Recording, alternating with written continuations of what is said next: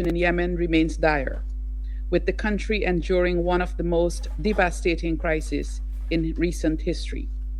The arbitrary detention of UN staff and other humanitarian workers by the Houthis, a clear violation of international humanitarian law, has also impeded the humanitarian response to the detriment of the Yemeni people.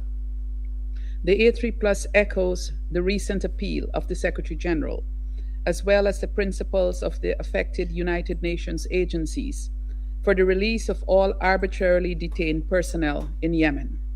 Their freedom is essential for the effective delivery of humanitarian assistance and the pursuit of peace in Yemen.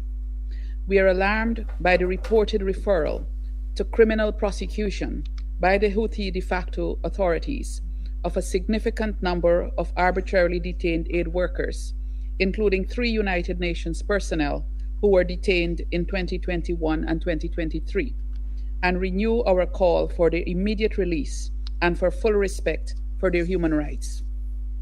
We deplore this unacceptable behavior and emphasize the need for humanitarian personnel to be allowed to operate without fear or obstruction. We further urge the Houthis to desist from further actions that impede efforts to provide humanitarian aid and protection to the millions of Yemenis in need, and to instead direct their attention to advancing the peace process. Madam President, after a decade of conflict, the Yemen peace process remains in a state of limbo, a product of a mutually hurting stalemate, the misaligned expectations among internal and external stakeholders, and shifting regional dynamics. All the while, it is the Yemeni people who continue to pay the ultimate price. The humanitarian crisis in Yemen is considered one of the most severe and complex in the world due to the scale of human suffering, the protracted nature of the conflict, counterproductive actions, and the geopolitical complexities that impede political progress. We reaffirm the urgent need for a Yemeni-led political and peace process, as advocated for by UN Special Envoy, to facilitate a peaceful and inclusive transition.